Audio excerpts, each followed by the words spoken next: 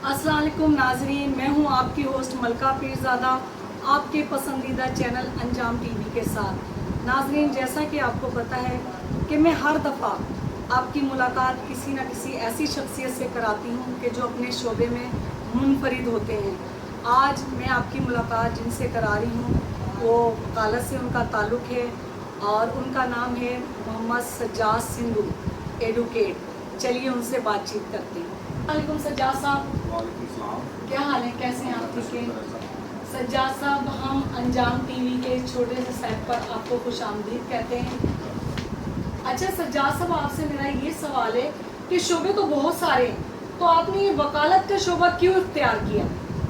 अभी हम ज़ेर तालीम थे, इंटर में थे कि हमारे हमसाए जो थे उन्होंने मेरे वालिद साहब का दीवानी केस दायर कर दिया। अच्छा, दीवानी केस। उसके बाद हमने BSc की।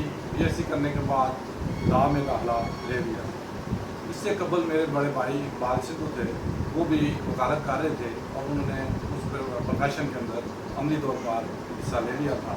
कि मैंने देखा कि लॉ जो है वो इंसान के अपनी जो हकूक़ हैं उनका बेहतर तरीके से तहफ़्फ़ुज़ कर सकता है।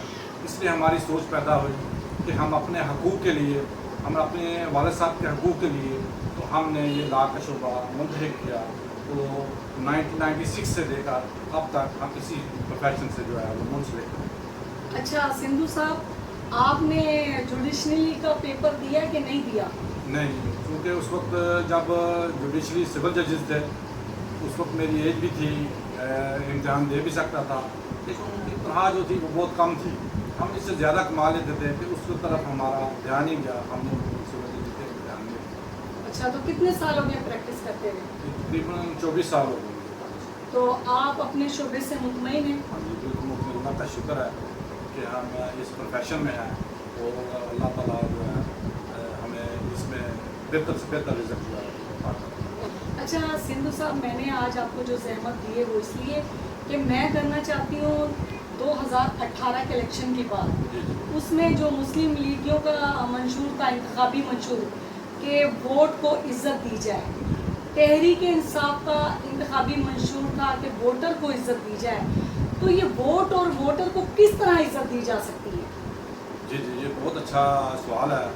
ये 2018 के इलेक्शन में दोनों पार्टियों का ये मंशूर था कि वोट को इज़्ज़त दो। मुस्लिम नून का मंशूर था और तहरीक इंसाफ का मंशूर था कि वोटर को इज़्ज़त दो। लेकिन जब ये इलेक्शन हो गया, अमली तौर पर दोनों जमातों ने इस पर किसी किस्म का कोई काम नहीं किया। ये सिर्फ एक इंतहाबी मंशूर था, इंतहाबी नारा था और नारा जो है इलेक्शन के साथ ही इन्होंने दफन कर दिया। मैं कुछ तजावीज़ जो है वो हुकूमत को देना चाहता हूँ, जिस तरीके से वोट और वोटर को इज़्ज़त मिल सकती है।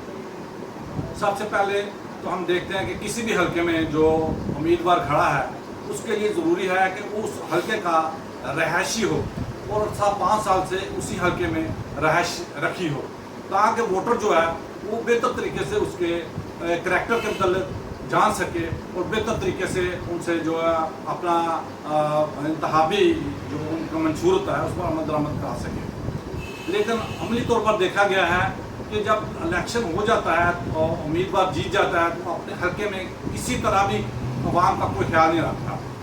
अब अवाम जो जिसने वोट दिया जाता है उसको पता ही नहीं है कि उसके क्या हकूक़ हैं और किस तरीके से इनका एहतसाब किया जा सकता है। वोटर जो है वो मासूम होता है, उसको इंतहाबी जो उन्होंने नारा लगाया तो उसके झांसे में आ जाता है और वोट दे देता है। वोट मिलता है पार्टी को, लेकिन पार्टी जो है वो वोट इंतखाबात के बाद वोटर का किसी तरह का भी कोई ख्याल नहीं रखती है। इसलिए मेरी तजवीज़ है कि जो उम्मीदवार है उसको उस हल्के का होना ज़रूरी है और 5 साल तक वहाँ का रहायशी हो।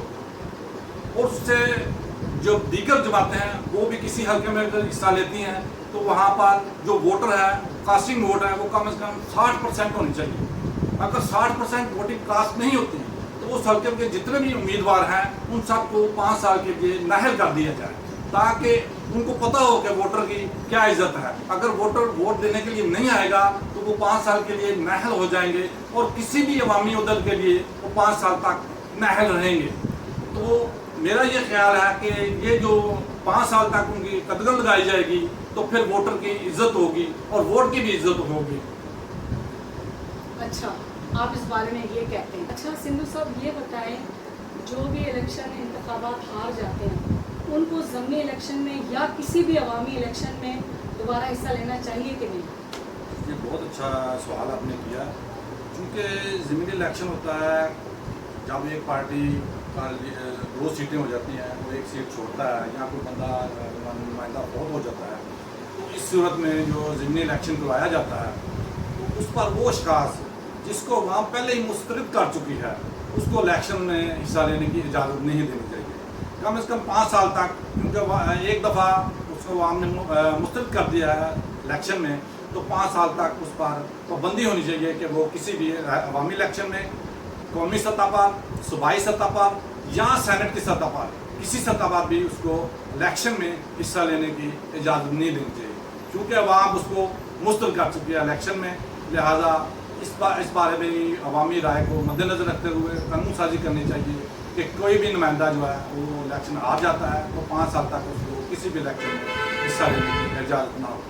ठीक है, बहुत शुक्रिया।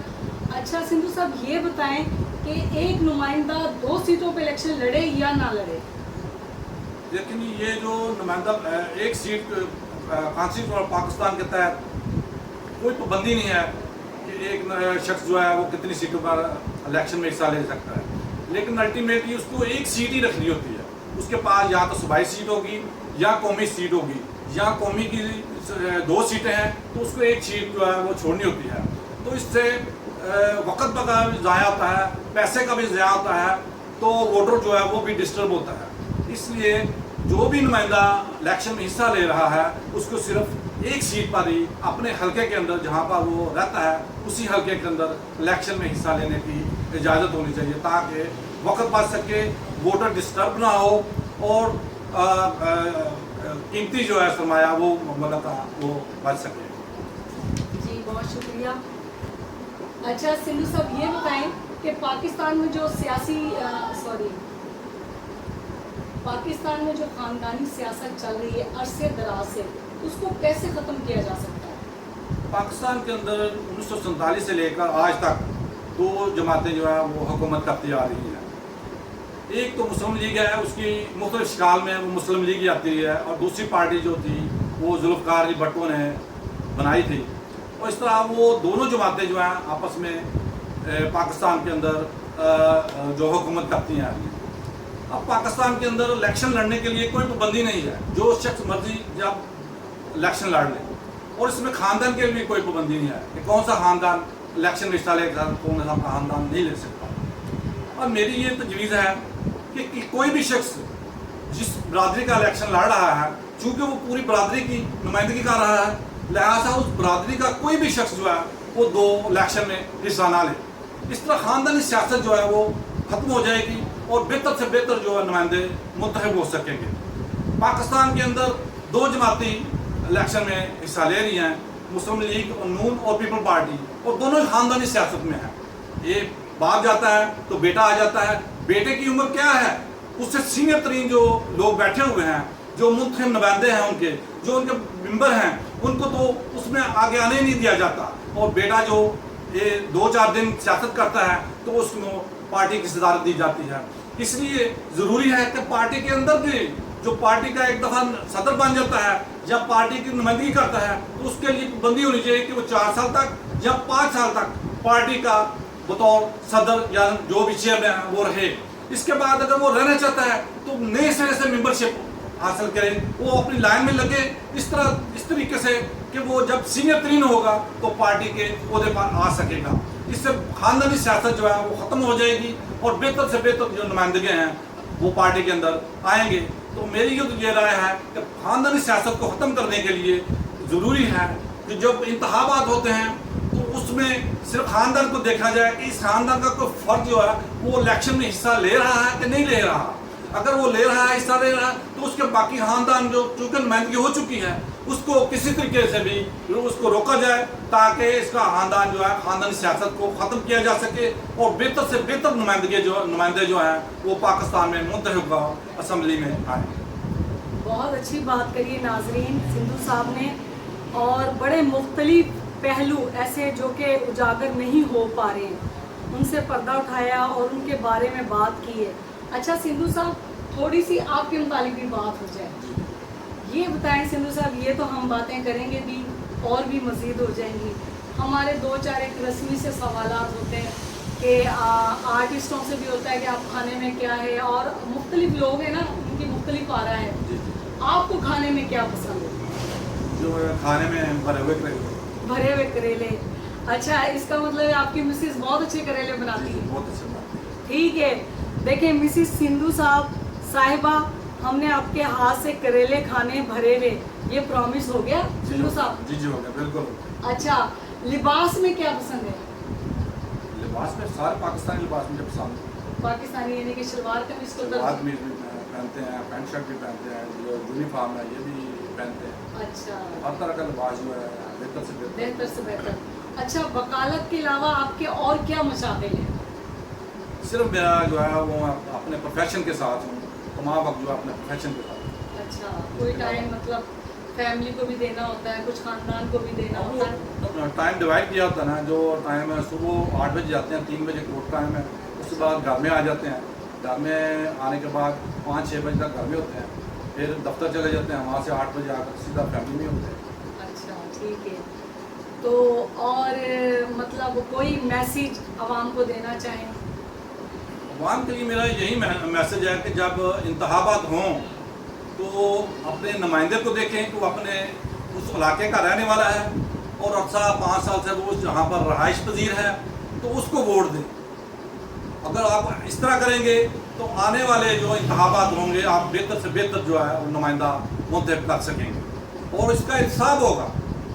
جب آپ دیکھیں گے تو وہ نمائندہ آپ کے جو مطالبات ہیں, آپ کی جو ضروریات ہیں, اس کو مد نظر نہیں رکھ رہا ہے, یا آپ جیتنے کے بعد اپنے حلقے میں نہیں آتا, تو آپ آنے والے 5 سال جو الیکشن میں آئندہ الیکشن ہوگا اس میں آپ احتساب کر سکیں گے. تو اس کے لیے ضروری ہے کہ عوام اپنے نمائندے کو ووٹ دیتے وقت ان چیزوں کا خیال رکھے, تو پاکستان میں بہتر سے بہتر نمائندگی آئے گی, اور انشاءاللہ تعالیٰ پھر حکومت پاکستان زیادہ سے زیادہ ترقی کرے گی.